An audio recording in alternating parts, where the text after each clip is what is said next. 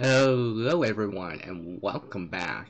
You know who it is. It's CR, obviously, because that's what you see on the screen right now. So go grab that snack, go grab that coffee, and come and chill with me.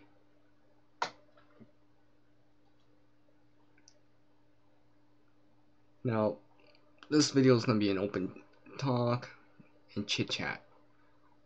So basically an open talk, various topics from survival to crafting or creating in general.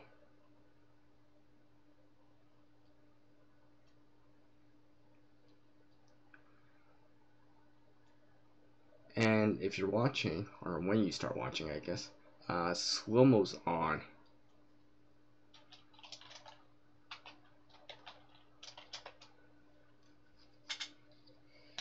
Alright.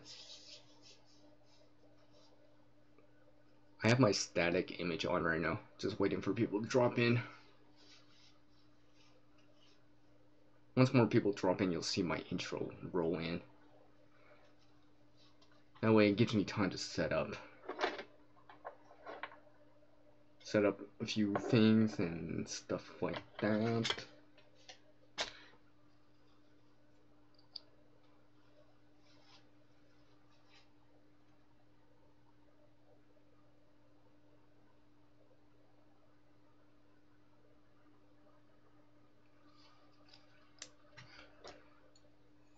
Oh, I guess might as well have coffee, right?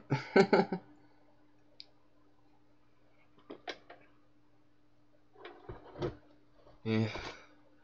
Looks like I'm not gonna see the sun again today. Which is no surprise. I swear it's never gonna be spring here in Canada. Again, spring's delayed. Wow. I can't believe how cold it is. It's -3 Fahrenheit or -19 in the wind. Yeah, that's definitely not spring. Well, I guess there's always next month. It's obviously this month. March is already done. Yes, I know. Alright, well, since I got people coming in, now's a good time for my intro. Dun dun dun. And poof! CR's back. Hello, everyone.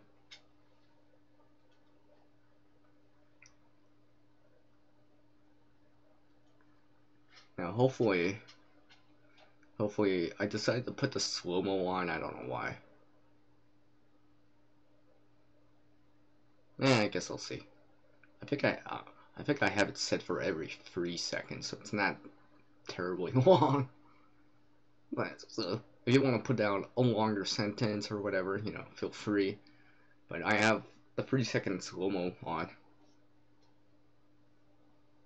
because I'm expecting more people, as it is later in the day. Still morning, afternoon, noonish here in North America. So I guess it would be 6 o'clock in the morning Pacific time, and probably what, almost noon, 1 o'clock out on the East Coast right now. So let's see what's up. No, that's alright, X-Ray Zoo. I don't mind, man. It's alright. You're here now, right? So, like I said, I have the slow-mo on right now, so you guys can actually write longer sentences. I don't mind. It's because I think what I'm going to be talking about will justify doing it. So let's see where we at. Oh, hey, Florida, Greg 33770, or yeah, Florida Greg 33770. Hello. Oh yeah, yeah. MLB, hey.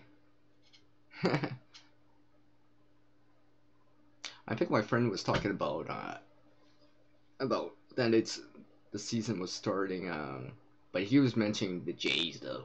Obviously, I'm Canadian. I'm not a big baseball fan. I know some of my friends are and stuff like that. You know, they got J sports paraphernalia and stuff like that. Hats, stuff like that. I think my friend actually has one of these miniature sky domes or whatever. You know, in Toronto.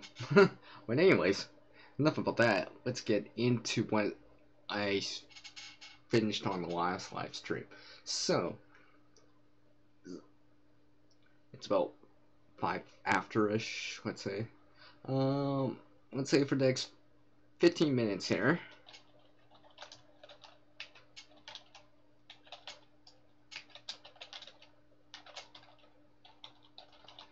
Except fire-related questions for next 15 minutes here, give or take, or as long as I want. I'm in charge.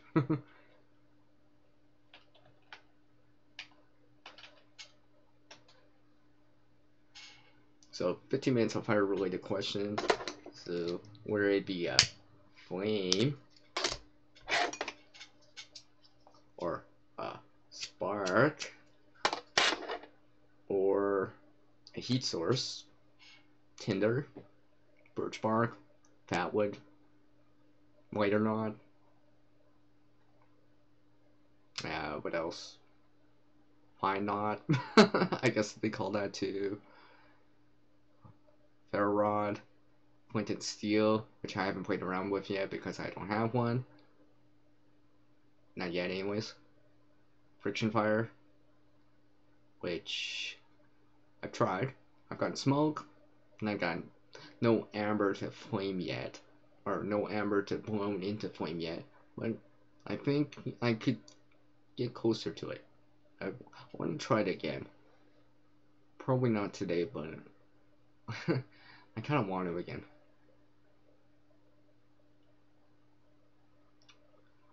Yes, I have tried rubber before.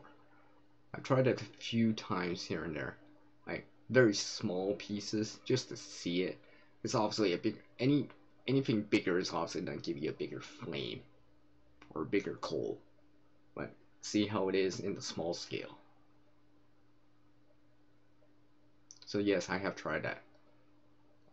Actually, I've tried out everything similar to that too.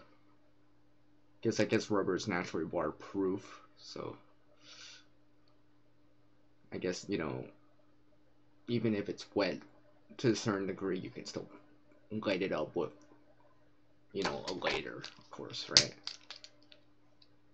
An electric. Actually, this is actually a clipper lighter. The electric spark ones.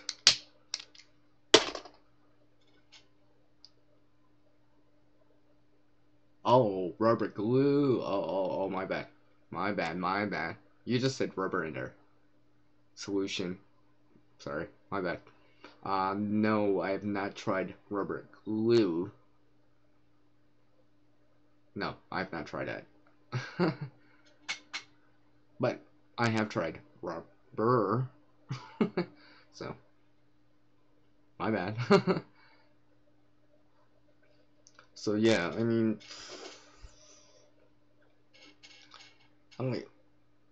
I've tried out a lot of different, wow, especially the heat options with solar. I mean, I've tried a lot of different things for solar. That's the one thing about solar I've noticed. There's a lot of things that work or can work solar. I mean, I haven't tried the ice thing yet. It's got to be pretty clear for that to work. I tried out the bag thing. I tried out the bottle thing. I have videos out there of me trying it with a walk. So if you want to walk on over to that video and check it out, you might find it enlightening. Yes, I had to put all those puns in. Gotta spark interest in the videos, right?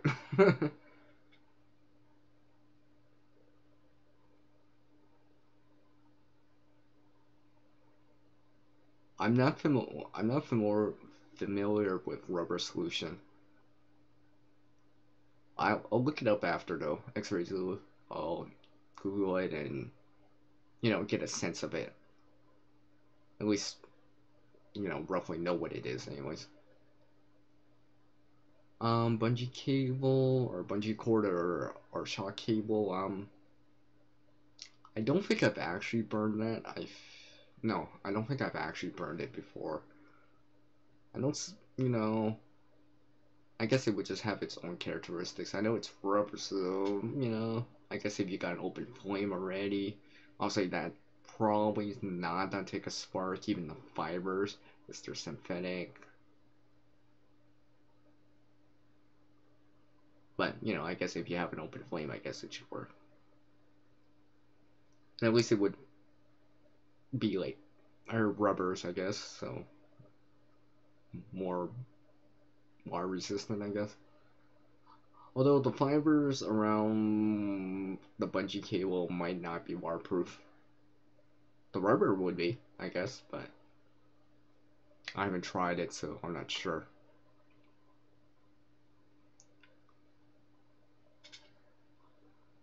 Hey, it's Illinois Adventures. Hello, hello. It's nice to see you. What's up, man? I will officially, because you've been with me for such a long time, you have been promoted. So, thank you for dropping by. Hello, Blonde Lady Productions. Now, she does more of a crafting thing. Now, people always sometimes wonder, how come you did this survival stuff and creation stuff, then how come you sub into these crafting channels? It's because sometimes these crafting channels, there's ideas, concepts that I can apply from the crafting channels of making something and apply it to what I create or to survival. Just tweaking it just a little. And actually, very recently, I just saw a video from Blonde Lady Productions, kind of gave me some ideas to consider. So yes, welcome. Alright. Thank you for dropping by. I appreciate it. And have a nice day too. Oh, okay. I see. Puncher repair type of kits. My friend showed me it. I don't have much of that or experience with it. I've used it, but not outside its intended purposes. Yo, man, what's up, man? How's it going? Yeah, strip the bunch of cable cut into one piece, burns for a few good minutes. Oh yeah, okay, I see.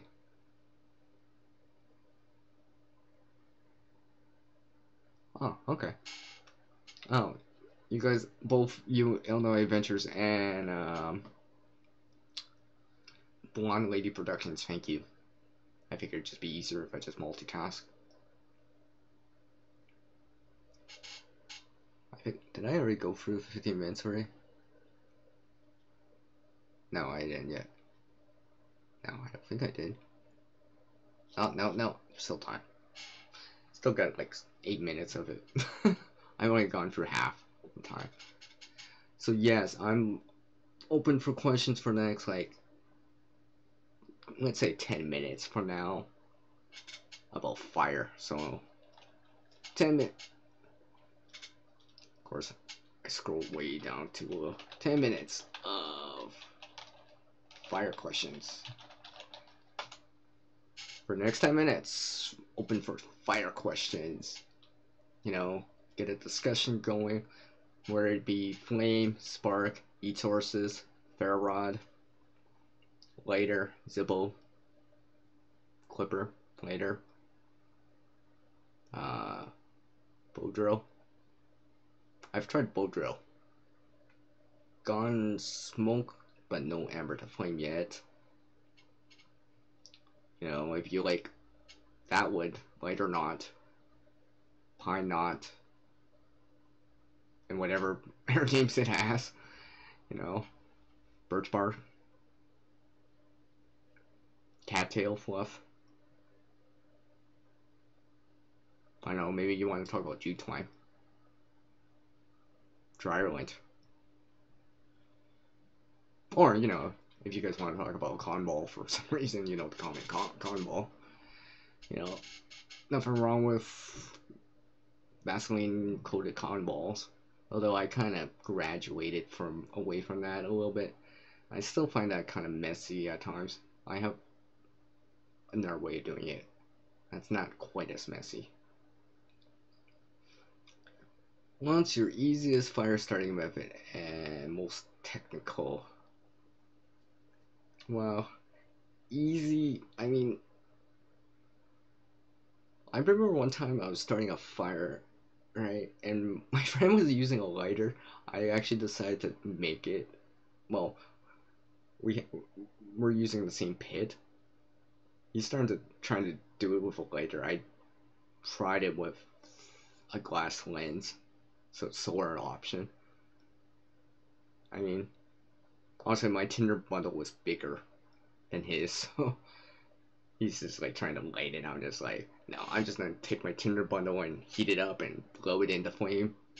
So that's what I did. So, you know, sometimes I can make solar pretty quick too, especially if I got good sun.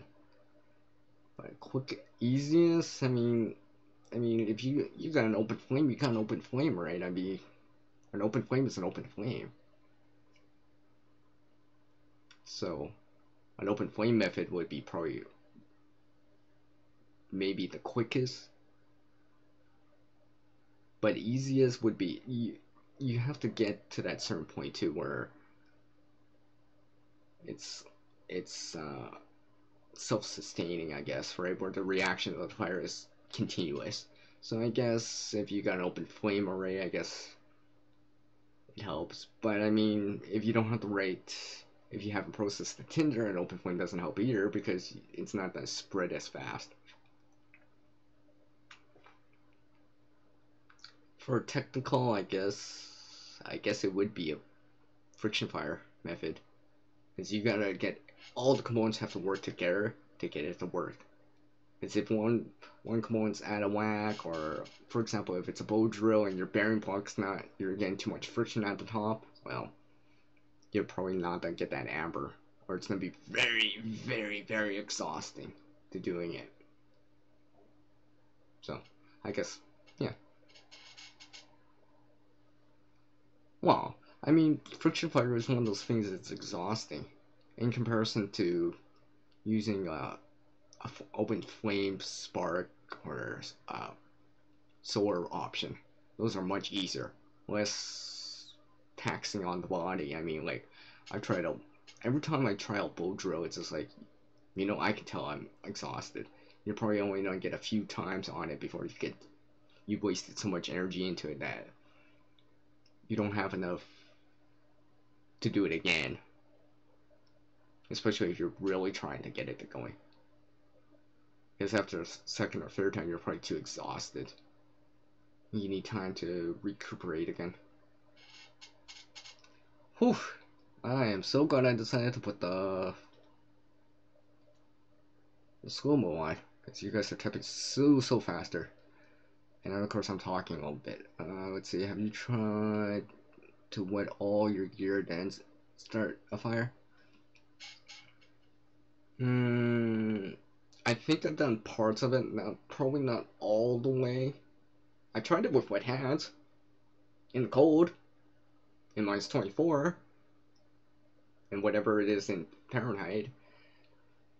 I've had my tinners outside in pouring rain, but that was also a demo, and so I've done pieces. I don't think I've done it all the way. so I might try that out. I mean, I've had lighters underwater, but they were protected, so I guess that really doesn't count either. So technically no, but I've done little parts of it. I don't think I've actually done it all the way.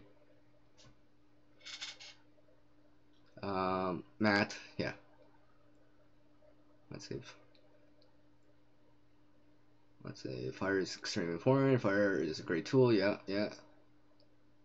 I'm doing good, Matt. Thanks for asking. Uh, kind of behind on some of the stuff. Illinois Adventures. I use Ireland. Probably the most. I found that using cotton balls, petroleum jelly, it works better in my opinion. Okay, right?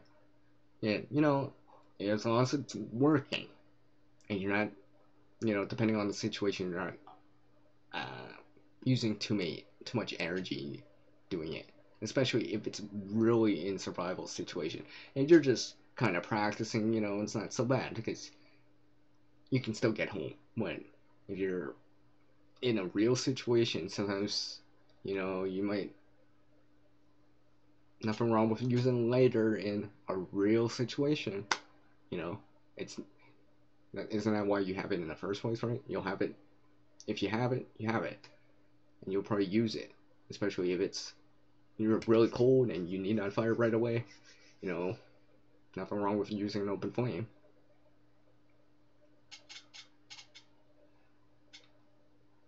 X-ray Zulu, yeah, bow drill, isn't the best method.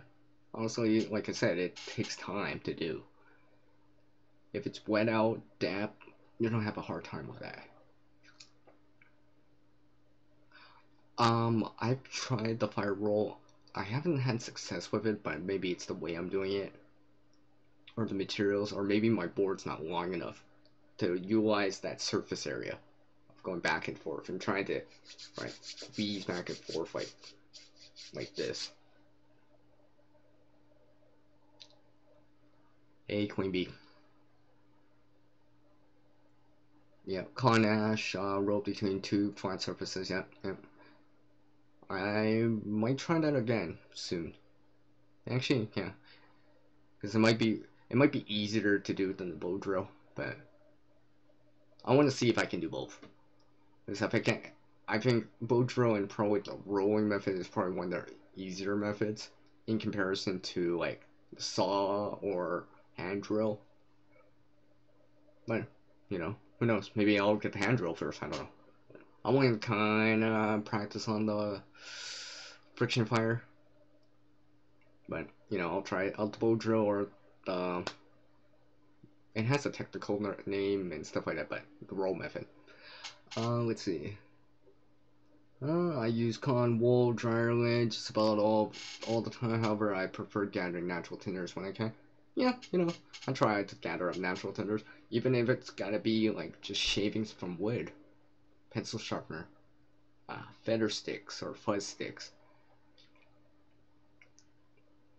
which basically are just shavings of sticks that are still kind of attached to the stick. That's what a feather or fuzz stick would be, and basically, as it burns, there's airflow because it kind of looks like a tree, so it's stuck together and there's airflow and all the material's still there and there's airflow, so air can get in. More air that can get in, the hotter it's gonna get.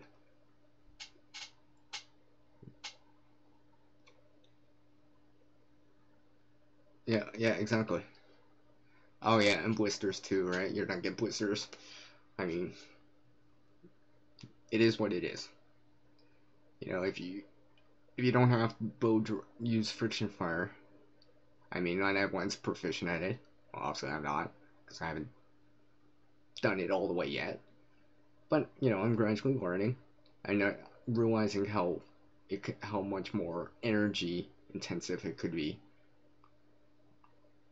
and then I might get more tired in comparison to using like a ferro rod with sparks or a heat method like solar, because those are much easier than friction fire. That's for sure. Let's see. Yep, yep. Always keep your matches dry. Not only keep your matches dry, keep a spare striker for the matches, and make sure that striker is completely waterproof. Because there's no point in having just one striker with your matches. Because if that striker goes down for some reason, you're gonna have a harder time to strike those matches than usual. Now there's ways of going around that, but if you don't have to, you don't have to, right? Where a spare striker that's waterproofed because it's sealed or whatever in plastic or in a baggie, it'll help. Let's see, I'd find mixing potassium permanganate and glycerin. Oh yeah, that, what's called the exothermic reactions that release heat. Now that is not the only way of doing it. There is other ways I've heard of doing that. But that's the more common exothermic reaction for creating fire. Let's see, fire roll, get the cigarette size, then start at slow speed as fast as you can go. You still have to blow life into it, of course, yeah. Like any friction fire method, you still have to blow it in a flame. And usually you're gonna do that with solar too. Let's see, but it's much better than blow drill. But any fire starting technique is continue. Good skill to know. It's worth practicing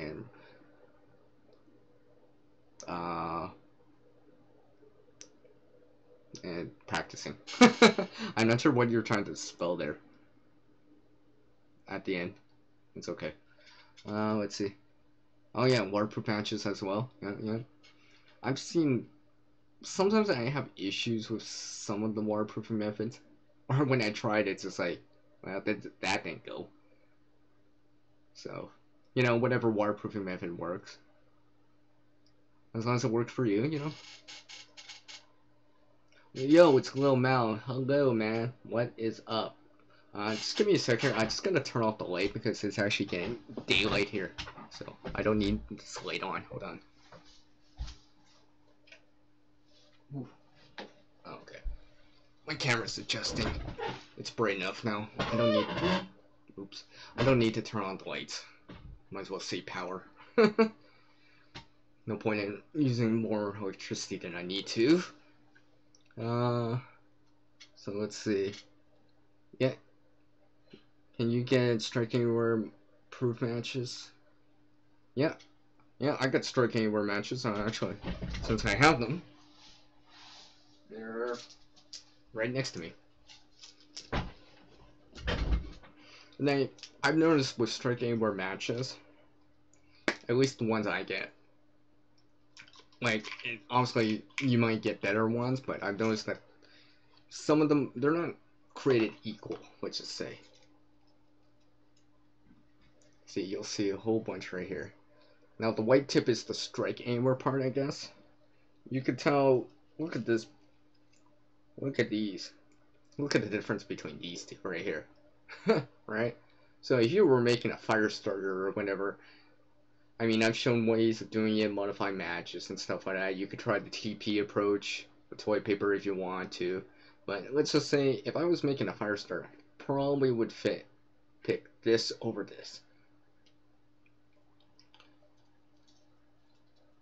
Like, I know these come in boxes or a bigger box, I mean, so if you're trying to, maybe purposely choose the better ones to use, to put in a bag or in a kit or in a fire kit or whatever.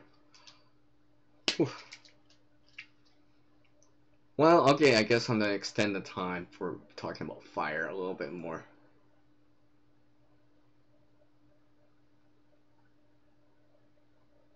Why not? I'll extend it a little bit more. I didn't think I would talk about fire so much, but I guess it is one of those critical, important areas, so even though I talked about fire in a previous live chat, but why not? Why not? So I'll extend it for another. I'll go for another, let's say, another 15 minutes of it.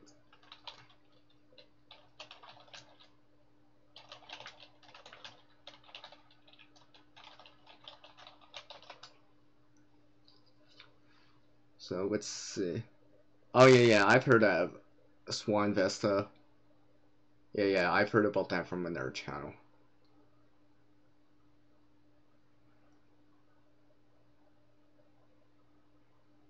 Awesome.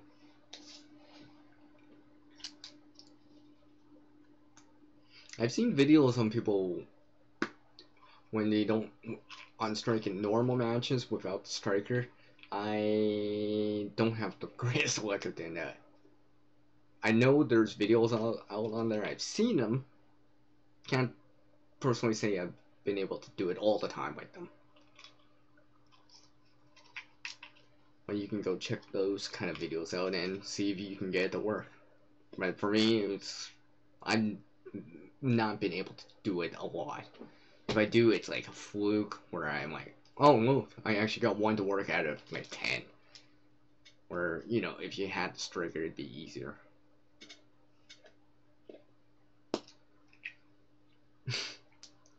Not all the time. Not all the time.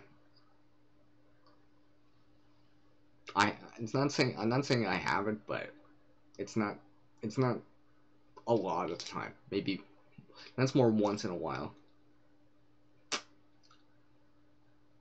Because sometimes the resources around are not so plentiful. So let's just say we don't want to burn through the supply, the fuel too fast. Especially, you know, if it's for days and days. Meant to, you know, let's just say we don't want to burn through like 5 days of fuel in like one night.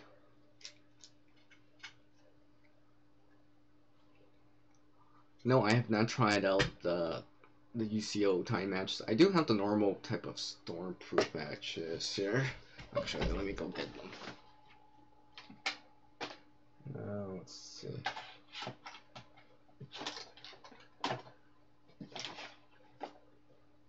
Well, I don't want to make a big racket, but I do have the stormproof matches. Actually, I think I have them right here. So no, I have not tried out the time matches yet, but I have used the normal stormproof matches. I managed to been gifted some air stormproof matches. Let's just say I don't like the air stormproof matches as much. Let's just say the UCL ones seemed much better, because the other ones I tried, you know, I didn't really like their characteristics of it. Even though it might be cheaper, I don't think it's worth that unreliability of them. Not the UCL ones. The UCL ones work quite well. You know, I can stick them underwater. It's boiling the water. It's still burning underwater. It's sticking in the snow and stuff like that.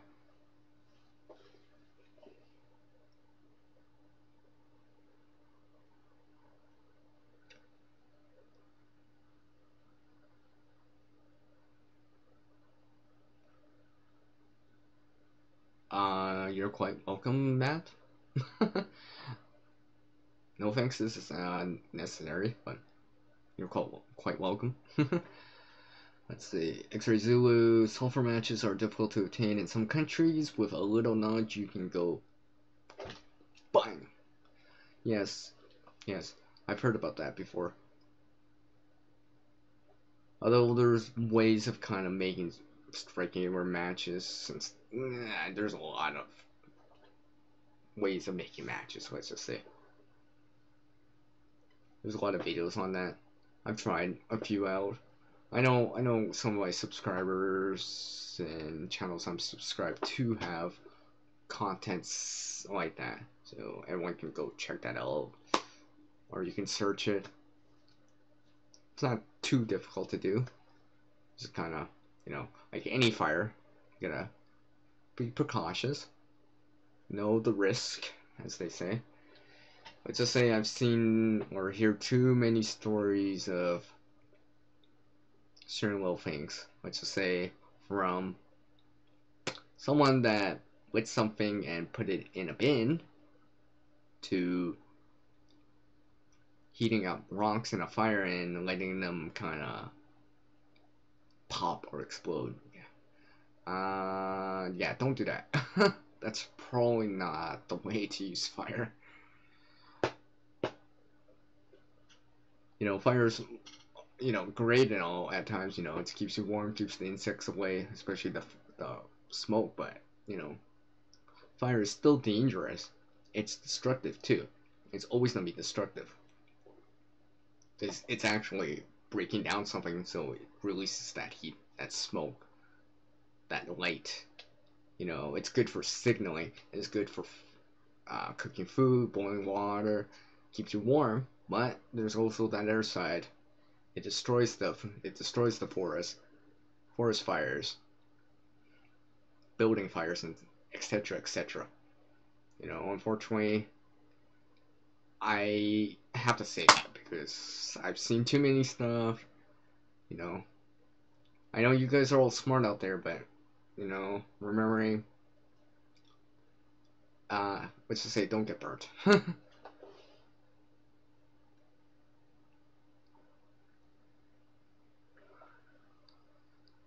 Yes, I do know about that. X-ray zoo. Let's just say I do know about that last thing you just wrote. Yes, waterproof matches, BCB sells the small survival tin packs. Cheap, okay, okay. I think I understand that enough. I thought I had the stormproof matches in this container. I must have put them in their container. Yeah, I thought I had them. I know I have them. Oh. I think I had them in this. I swear I had them at the top.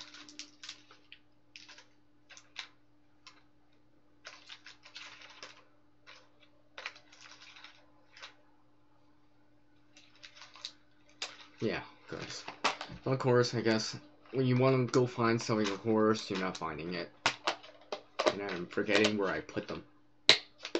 Like, I got stormproof matches around on kits and stuff like that, but I'm trying to find the, my local supply of it, where I keep it.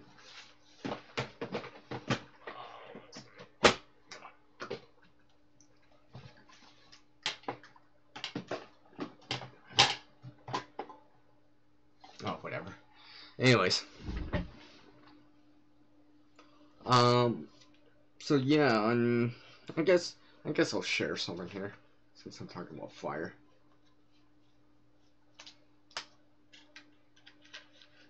Everyone's familiar with these lenses. I've shown this before. Now, my lens is modified. Very easily modification, because these credit card magnification lenses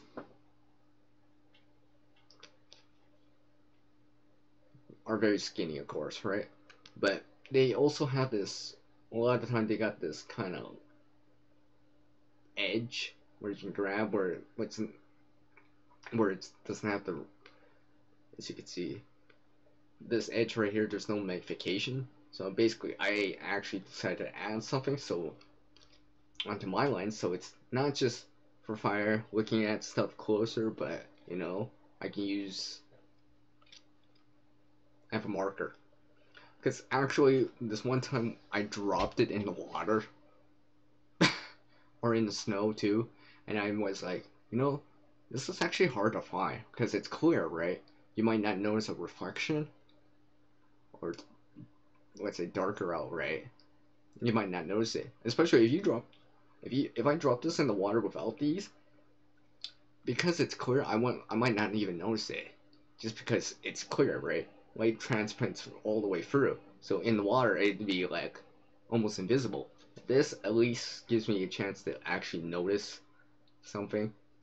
It's more noticeable anyways. So even if I drop this in the water, I would still notice it. I'm assuming, if that it's not gonna float or it sinks like this or whatever. So, if anyone doesn't know these lenses, there's a ridge side. That's that, and then there's another side which is smooth. The ridge side should always face towards the light source, because the ridges actually bend the light, and then you have it on their side. I do have a video on that. There's a comparison. You can see the difference in the focal point and the burn spot. I do have a video on that, and I hopefully will end screen it in or queue it up in the card. Hey Annette, hello, thanks for dropping by. Let me quickly put my lens away here. Let's see. Matt, let's just say, yeah, I do. And that's an understatement. Trust me, there's a lot more fire. I do definitely have the fire kits. Living here in Canada, it does get cold, so. And it does rain. And it does hail. And there's chances of freezing rain and all that stuff. So yeah, I have fire kits. Let's see, X-ray zoom, what did you say? Put fire starting capability in every single kit. Oh yeah, first aid, water, shelter, toilet kits. Fire is so important. Yep. Yep, it sure is. That's why I have a big chest full of it. Yes, I have a big chest full of fire stuff. Now, that also includes candles too, so obviously candles take a lot of room. I'm not talking about stick candles or those dinner type of candles. I mean, those are great when you're having dinner, but in terms of survival reasons, or let's say power goes out, stuff like that, I don't like them for that reason. Because again, coming back to how fire is dangerous, if you're using these stick candles, you're gonna need a stand for them. It's because, well, I'll use this flashlight as an example. Obviously, this is not a candle, but pretending it's a stick candle, it would stand up like this. Or if you get a stand or a cup or whatever, right? But the thing is, because it's taller, it's not as wide, it might tip over because the center of gravity is higher. So it's a bit more likely to tip over, which in a time of crisis or it's an emergency or, blackout for some reason, that storm's knocked out the power and you're using them. I don't like them for that reason because you don't want it tipping over, making the situation worse. Where I would use, let's say, tea light candles or candles that are wider because those are more stable, even without a holder. So I rarely use those wider candles, tea light candles, because at least you bump into the table, it's not to fall over. That in comparison to like a stick candle that might tip over, or it might be a dog that runs into the table. You're in that room and you come back, you're noticing, something's wrong, right? Could happen. Not saying it won't, but I'm not saying it will, but there's still that chance. That's why I kind of like wider candles, especially if I'm using them at home. Especially if you don't have a candle holder and stuff like that. I mean, I guess if you're out in the bush, out in the woods, whatever candle works. It's probably not as big of a deal, but if you're at home using them, I rarely use wider candles.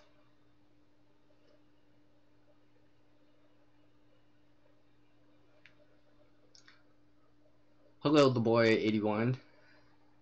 Yes, I had to read out carefully. I'm doing good. Good morning to you too. Yep. So, I guess I have 5 more minutes about talking about fire before I go into the next kind of topic, I guess. But yeah, I don't like stick candles. I mean, I have them, but I tend to, if I'm not, I tend to use those stick candles, the wax, to make a fire starter. Or I melt down the wax, and then I make a wider candle. Like, I'll reuse the wick, but kind of just make the candle wider. So if I do decide to use it, it's wider, so it feels like it's more stable in comparison to a stick candle that's thinner, but still tall. I rather spread out the weight no, not the weight, but spread it out more so it's less likely to tip or get tipped over because the base is wider.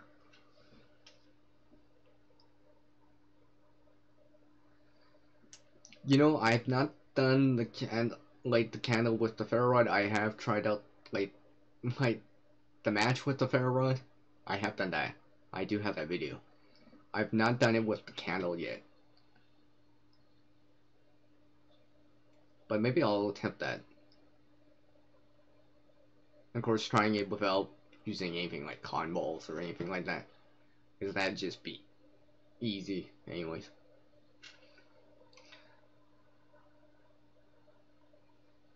Well, you know I'm Canadian. The boy 81. I know some of these people are out in the UK. GB. Stuff like that. And of course they can answer for themselves too, if they want. X-ray Zulus and candles, tea light, candles everywhere. I could fit them in my outdoor kits. Brilliant bits of kit. Multi-uses. Yeah. I don't mind tea light candles. I mean, for smaller kits I don't even mind like birthday candles, but I just don't like those dinner candles so much. I know, I'm just not a big fan of them. Just for that, just because, just the hazard part of it. I don't, if I'm at home, I won't use them at home. Let's just say. I mean, like I said earlier, if you're going out in the woods with them, that's not so bad. But at home, I tend not to use them. Oh yeah. Boy, A1, yeah. I like those big wide candles too. I generally prefer wider candles anyways. It just feels like you don't need a stand. You don't need to try to make sure, oh, they gotta stand up. And they're harder to tip over. Because the base is wider. Even those 30, 50-hour candles. I would trust those over a stick candle. Let's just say.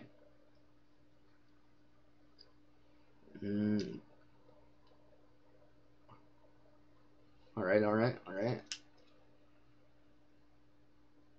Well, actually, now I don't even need to get trick birthday candles.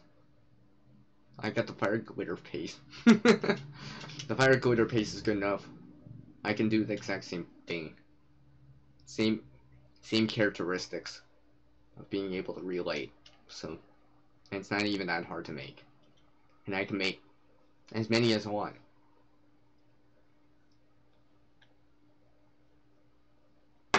Because I've had a hard time. I've had a hard time trying to find birthday candles. Or trick birthday candles anyways.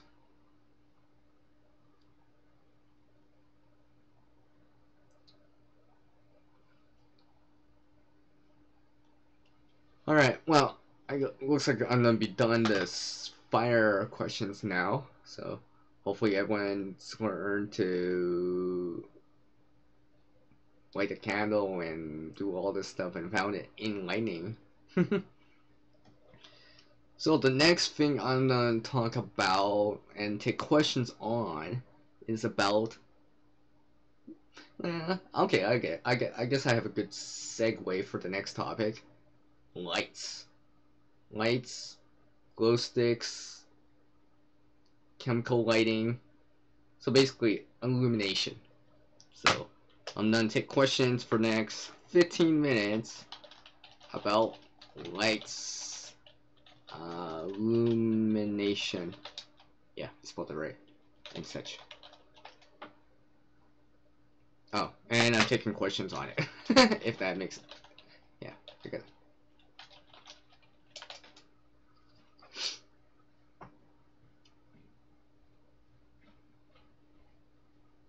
Oh, okay, I see. X-ray zoo. Like I said, I have the fire glitter paste now, so let's just say I don't need to rely on or want to buy that or need to buy that. I have better ways of doing it. Learning from actually doing it, stuff like that.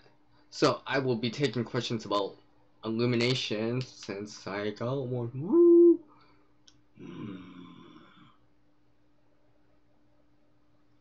Just kidding. I'm gonna pour myself some more coffee here while you guys wanna ask something.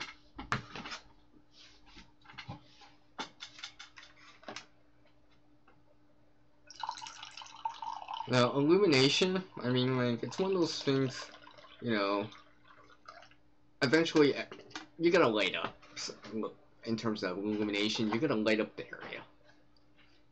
Because no matter where you are on the planet, it eventually does get dark. Now, in the winter time, that's up to 16 hours of darkness before the sun comes back. During the summer, you know, that's 8 hours, give or take. If you live, you know, closer to the poles, you know, that's gonna be longer or shorter. Yes, yes. Yes, Queen Bee, I'm still on, with more coffee in my hands, too.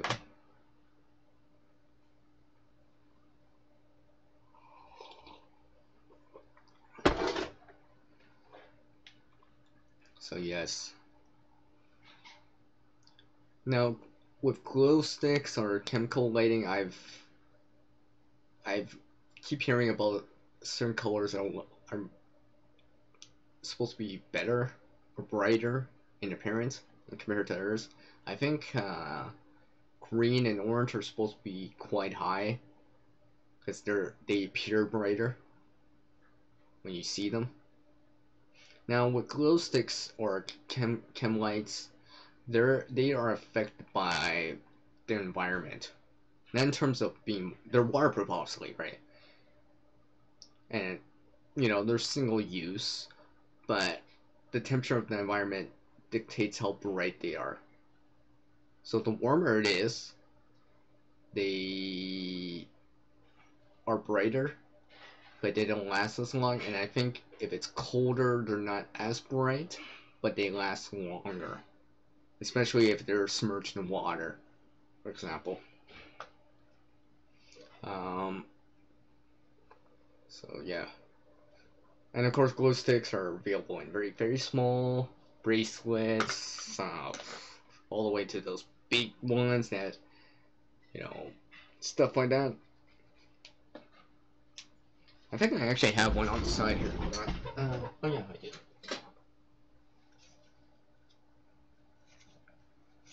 So I got some right here. These are obviously red. Yeah, these are red. I just have them in their original tube. And of course, I put a label on it. So, glow sticks, red. I know exactly what it is.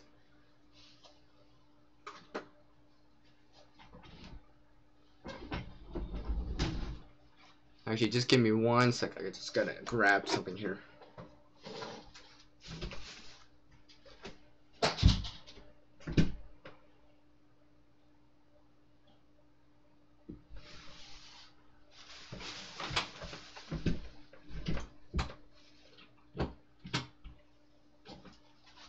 Alright.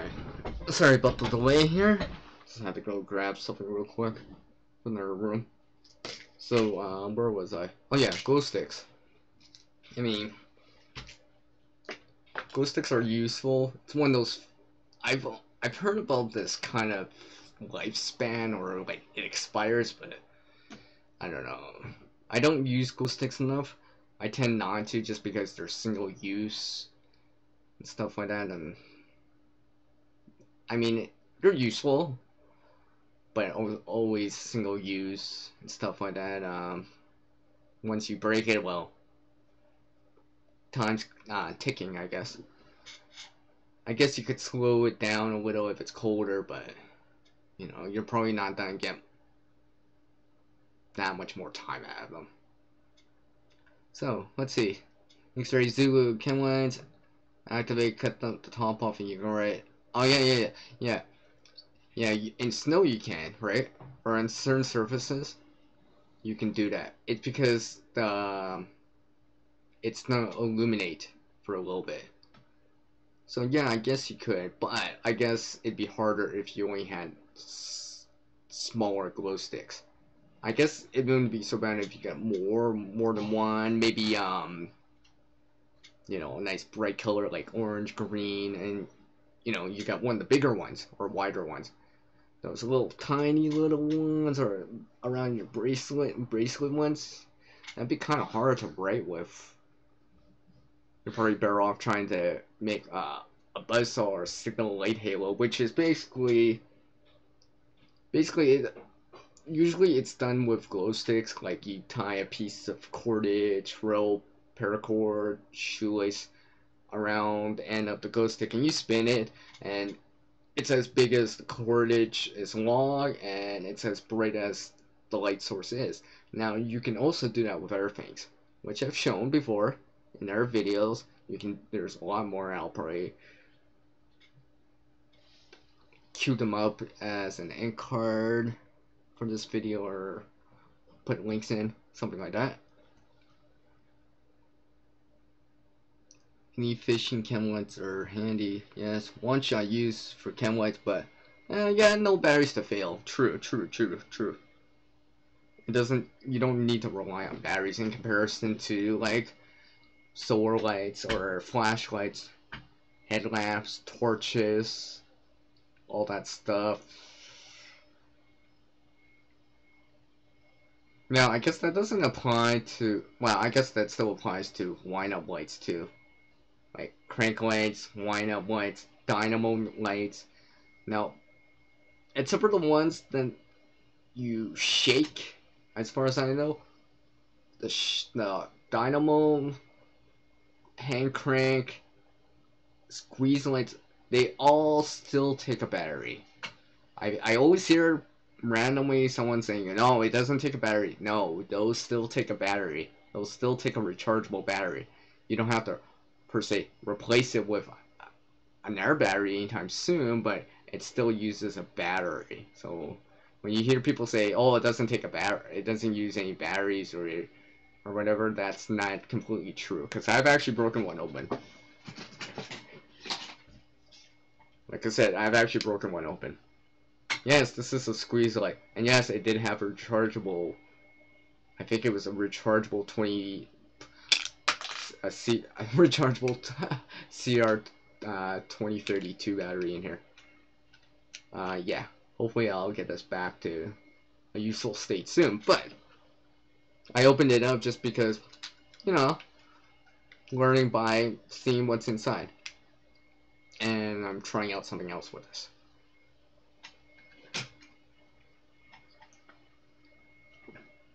So yeah, those take a battery. I mean, those wind-up ones, they'll take a battery too. It's just inside. It's just a rechargeable type of battery. Hence, that's why you can recharge it.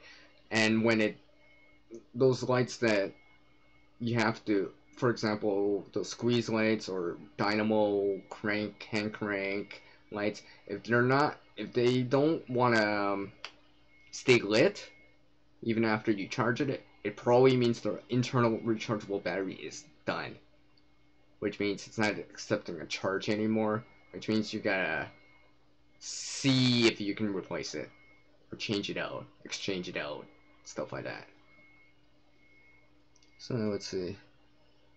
Yeah. Good. Okay. The chemicals are useful. X-rays is yeah. Oh yeah. I find that it's there's pros and cons to shake and wind up and squeeze ones. Now squeeze ones and those shake ones, you can do them one-handed, right? You don't.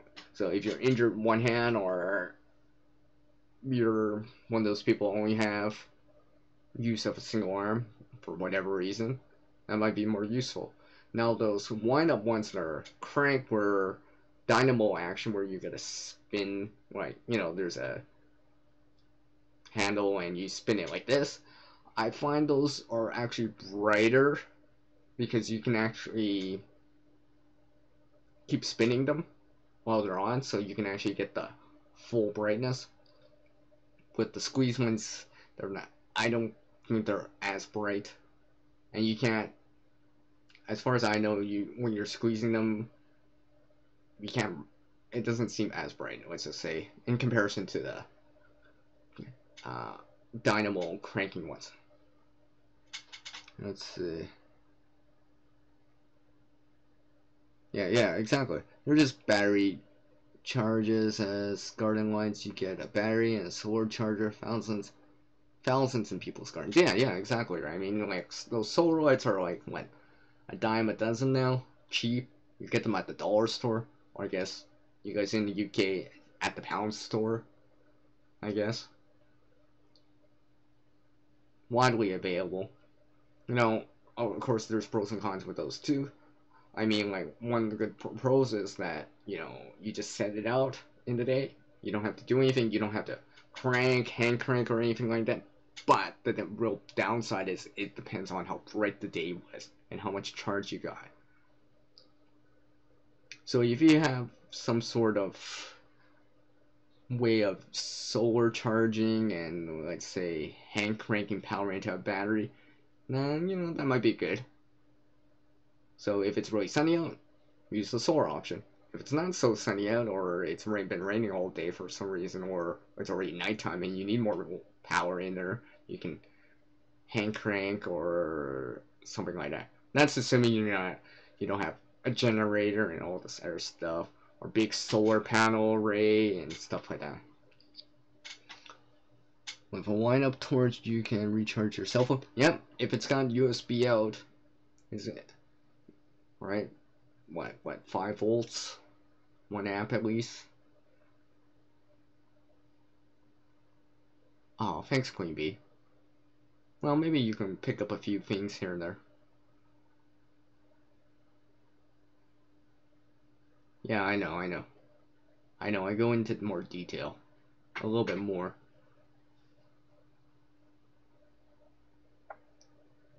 So yeah, where was I? So yeah, there's the solar option too, which, those solar options, if the solar options always gonna be safer than the candle options, but the solar options are prone to any effects that electronics are prone to. So the electromagnetic pulses, water damage, stuff like that. But one good thing about um, light sources, especially like solar light sources, torches, flashlights, and headlamps, if they're used specifically indoors, let's say, power is out for whatever the reason is. It's a storm outside, power's gonna get knocked out, for whatever reason. I would rather use the solar option or the lights if I can. Because when I have, like,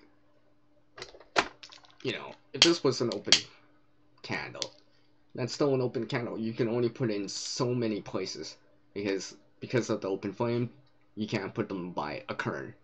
You can't hang them really too, because if they fall, it's a fire hazard. Whereas if it's a flashlight, headlamp, solar light, you can put them almost anywhere. And I've shown specifically in a different video where there's places around, a lot of places in a home that you can put it. Like, if you got a lamps, chandelier in your place, those are good places to put the light source, because a light's already, like a lamp, you already had a light source there. So it's just naturally putting a light source right there already when it's like a blackout or whatever. Seems like logical sense. And try to aim that light source down so you can see more of the ground. So try to get them as high as you can, the light source, so you can see more of the ground. So there's less shadows, so you actually see more of the ground. If that makes sense, yeah. Because when I use the solar options, and I mean I use them in the washroom and stuff like that, I hang them as high as I can, and try to get more of the ground lit up. Because, ideally you want to be able to walk around, do stuff still.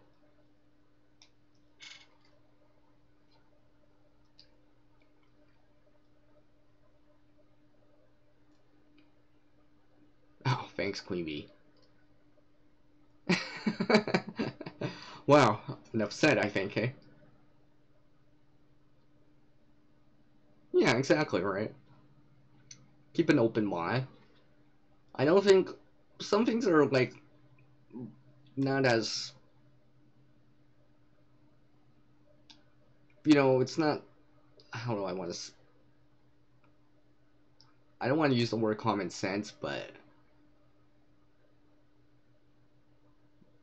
if you were to think about it, it would make sense in little things, especially like what I said about the lamps, chandelier, stuff like that. If that really happened, I mean that just makes sense because they already were used for a light source in the first place. You're just putting a different light on it, solar light, a flashlight, or whatever, and you can just tape it on, use a magnet.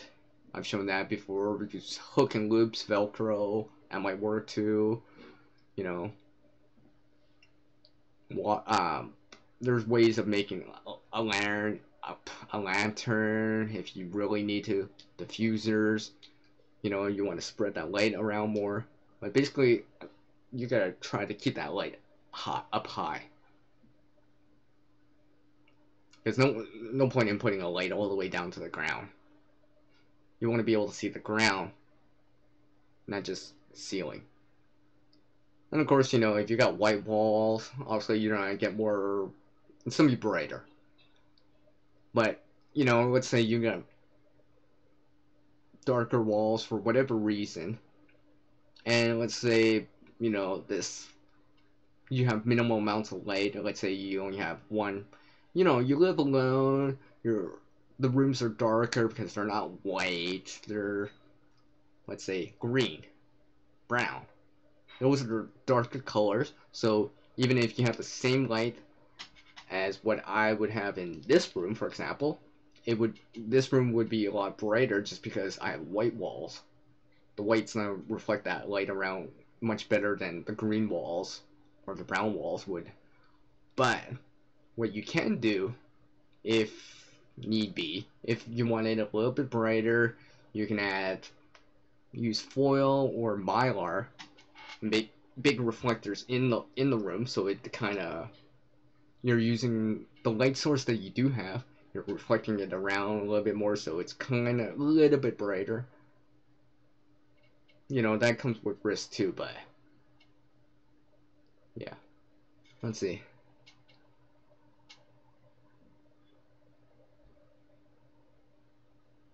Yeah, exactly. Yeah, that's probably more of a, after first date or two, especially if it's depending on the situation, right? You have to play it by ear. It might, I mean, it could be a normal day, just that the power has been knocked out because of a storm. If it's different if it wasn't because of that. Let's just say. So it depends. So yeah, in your opinion, X-ray zoo, yeah, in a SHTF type situation, you'd sleep during the day, move at night, no artificial light, or if you do, you black out the windows with like garbage bags, for example, and make very very small pinholes where you can see out, but it's very hard for people to see in. That way, they can they don't know what's going on inside. So you still have, well, no one knows what you're doing, let's just say.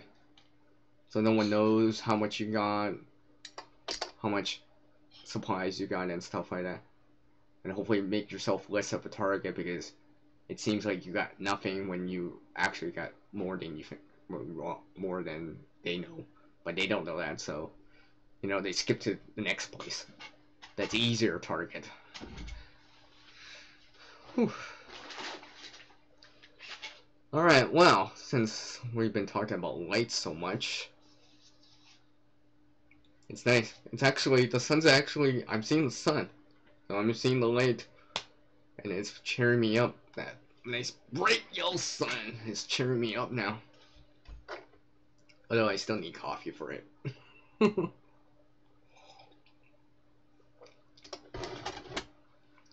Actually, let me ask you, X-Ray Zulu, since you're here. Um, what's your opinion about red lights?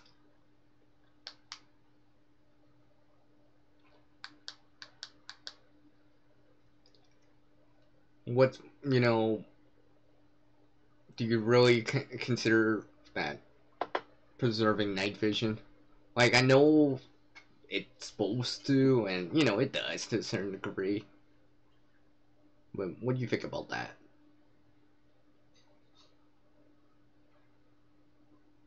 Because what I think is that if it's a really small amount of light, yeah, you probably would get away with seeing a map and stuff like that, and maybe no one would notice that. Maybe it won't give away your location if you're not, if you're trying to be evade somewhere. Now, obviously, if you're trying to signal and get noticed, you know, also you're gonna do more. You're gonna attract attention more. But what are your thoughts on that? Yeah. Okay. Let's see. Shows how dependent a man-made society has become. We went through power cuts 3 days a week. In the woods, we had a generator for electric. It would fail every winter.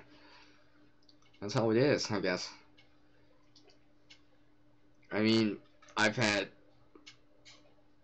We've never had major power failure in this area. I have had electricity go out, obviously, but it's never been terribly long where I had to start considering like longer term, because usually it's only been, let's say, 4 to 8 hours, so that's obviously not bad. Livable, inconvenient obviously, but livable. And of course I didn't have to get certain things out.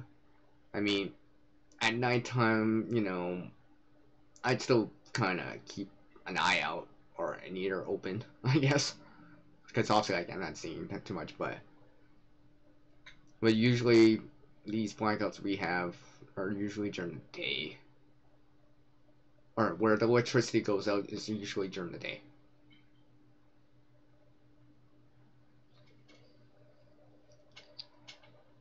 So coming back to what I was saying, to asking X-Ray Zulu, he's saying it right now. Let's see, red light. I used green for years, but I do use red. Yes, it works for night vision. No white light in battle, map reading.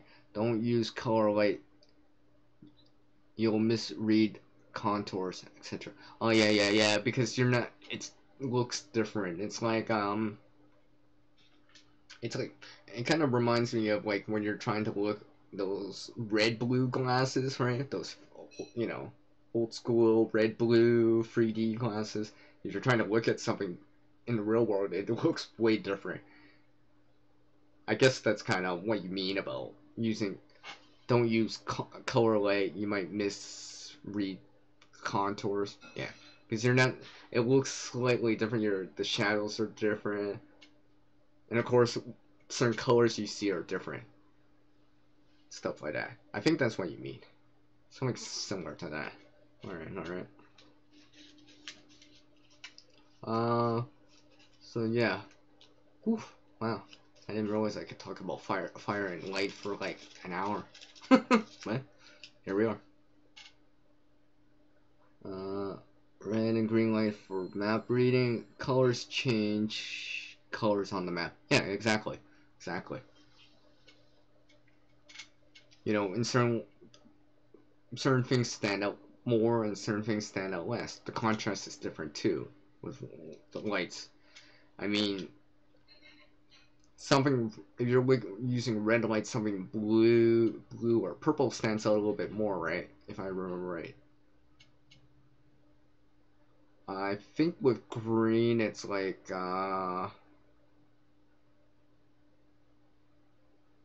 whites and yellows stand out more, or something like that. I'm trying to remember. It's been a while.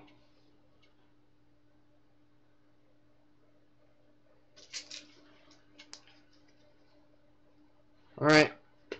I think it's time for the next topic here, which is going to be about, let's say,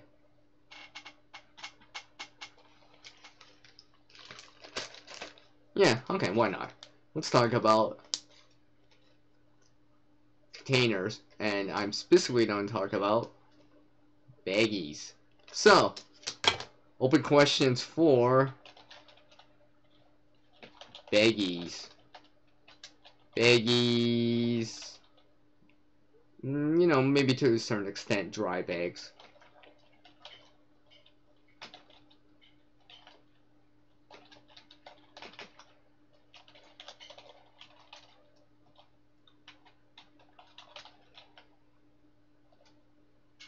So open question about baggies and dry bags to a certain point. Because I haven't played around enough with a lot of the dry bags, but the ideas are probably still the same. Roll it up, um, put the buckle together and stuff like that. But I mean, baggies. Everyone's familiar with these kind of resealable baggies. They come in various sizes from small to much bigger ones, much thicker ones that are kind of like the freezer type ones. They're thicker, stuff like that. I've actually, there's videos on there and I've actually done it where I've taken a baggie like this and reinforced it with like tape, like duct tape, Gorilla tape, like that kind of tape to reinforce it. I've done that before. I mean, these baggies, you know, probably 101 uses. Obviously, a bag is another container that you can store stuff in. So, you know, you got a spare one, you can store wild edibles, tinder, like birch bark. I guess you could store fatwood too, if you wanted to. But tinder, wild edibles, let's say, it could be storing berries, wild apples you find. Maybe it's rhubarb, I don't know. Store water if you really need to. Let's see, what else? If it's a clear bag, you can use that for solar ignition. It's possible, especially if it's bright and sunny out. It's not too difficult to do. Although it works better with clear water. Let's just say that. The clearer the water, the easier it is. The darker it is, or the more what's that color I'm looking for? The more, you know, that other color, and you know, it'll work, but not as fast. Let's just say. So, and of course, there's other types of baggies. I mean, there's probably a lot of different kind of baggies. And then there's actual baggies that are already purchased, but it's used as packaging. So, there's a lot of resealable type of baggies that you can get from, like, for candy. There's ones for dry meat, like jerkies and stuff like that. That's very common to see. You know, you rinse them out, you reuse them again to a certain degree. You know, depending what you want to put inside, of course. Let's see what you guys have. Yes, baggies are the best thing since sliced bread. Yeah, you're right. I wish I coined that. If you roll baggies over 3 times at the top, they're watertight. Yeah, okay, breast milk bags, okay. You use them all the time, okay. Bread milk bags. I've carried alcohol stove fuel, water in my pants with them. Oh, okay. I guess you could do that as long as it's sealed right.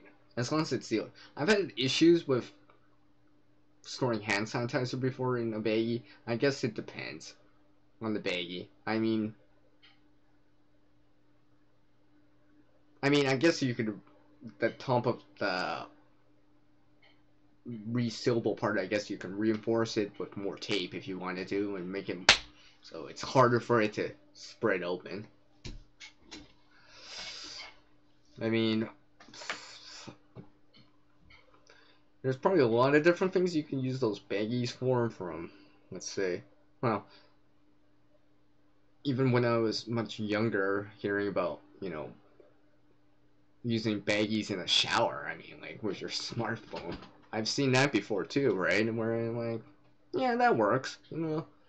What I've heard about some of these baggies is that they don't, after a certain amount of time, they'll start to leak in water. But I mean, I think it's like some of them can go as long as like 24 hours before that even starts attempting to drip in water. That's what I've only heard or read about. But the shower thing, I mean, like with the water thing, putting it in your phone in a baggie, yeah, it could work. Temporary fix, I probably wouldn't submerge that for long periods of time. Because a baggie could be used to keep contents dry too. Okay, breast milk bags, double sealed, sterile, have a measurement on them. Breast milk bags, split them up. Okay. We keep that in mind. Stuff like that. Yeah. Hold on a sec, please.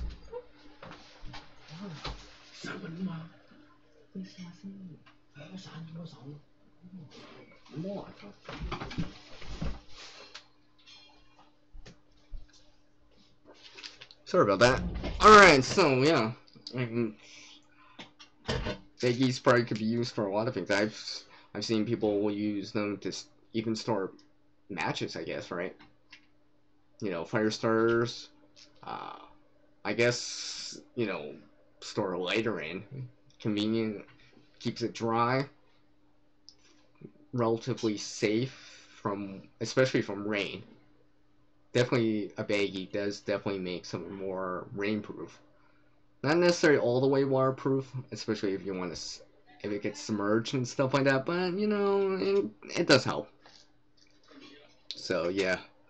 I will probably go for another 5 minutes here, cause yeah, whew, I still have stuff to do for the day, and I'm obviously not gonna be live streaming for a bunch of time. Although I probably could, but I still gotta get stuff done. Gotta continue that creation mode. I mean, obviously I haven't been creating since I've been live streaming. So, but yeah, I want to thank everyone's been dropping by. Thanks X-Ray Zulu for the support. Thank you, buddy. I appreciate it. And Queen Bee's kind of listening around, hopefully picking up a few things here and there. I know you're new, not really as experienced as some other people, but maybe you can pick up a thing or two, learn here and there, consider it, right? That's the best you could do, is consider it. At least that's better than not considering something at all. Of course, yeah, exactly. Double bag everything. Yeah. Yeah, you'll see that I kind of use that in play at times, especially if certain things, and I'm just like, yeah, I don't mind double bagging it or double containering it. Yeah. Oh yeah. Go ahead, X-Ray Zulu. Yeah, go ahead. I mean, go ahead and do as you wish. Let's just say. I'm not saying against or with it, but channel support as much as you can.